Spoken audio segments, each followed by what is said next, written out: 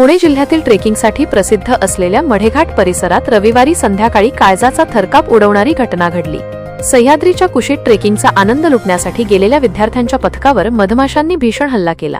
हल्ल्यात एकूण 56 जण जखमी झाले असून त्यापैकी 6 जणांची प्रकृती चिंताजनक असून त्यांना तातडीने पुण्यात खासगी हॉस्पिटलमध्ये उपचारासाठी दाखल केले आहे। प्राथमिक उपचारानंतर इतर जखमींची प्रकृती स्थिर आहे असे डॉक्टरांनी सांगितले। दरम्यान 1.5 वर्षांपूर्वी जुन्नर तालुक्यातील शिवनेरी किल्ल्याजवळ मधमाशाच्या हल्ल्यात पर्यटक जखमी झाले होते। त्यानंतर ही जिल्ह्यातील दुसरी घटना आहे। ही घटना रविवार दिनांक 4 रोजी सकाळी घडली।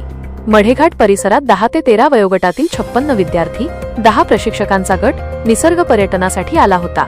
दुपारी मधमाशांच्या मोहोळ उठल्याने त्यांनी ग्रुपवर हल्ला चढवला। त्यावेळी ग्रुपमध्ये विद्यार्थी प्रशिक्षक हल्ल्याचा बचाव करण्यासाठी सैरावैरा पळत सुटले। मात्र मधमाशाचा मोहोळ मोठा असल्याने यातील कोणीही सुटले नाहीत। वन विभाग, केळद येथील ग्रामस्थांनी प्रसंगावधान राखत मदतीसाठी धाव घेतली। जखमींना सुरक्षित स्थळी हलवून रुग्णवाहिकेपर्यंत पोहोचवले। जखमींना पासली येथे प्राथमिक आरोग्य केंद्रात उपचारासाठी दाखल केले।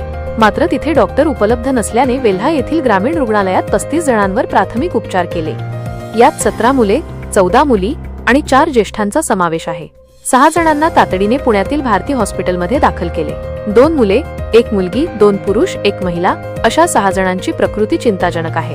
बचाव कार्यात धायरी, खेड, शिवापूर, वेल्हा येथील 108 रुग्णवाहिकांनी कामगिरी बजावली।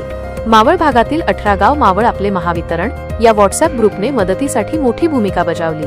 कर्मचारी सूर्यकांत नारायण शिंदे यांनी ग्रुपवर मदतीचे आवाहन केले। आवाहनाला प्रतिसाद देत अनेक ग्रामस्थ गाड्या घेऊन घटनास्थळी पोहोचले। जखमींना वेल्हा रुग्णालयात दाखल करण्यासाठी मदत केल्याने वेळेत जखमींवर उपचार करता आले।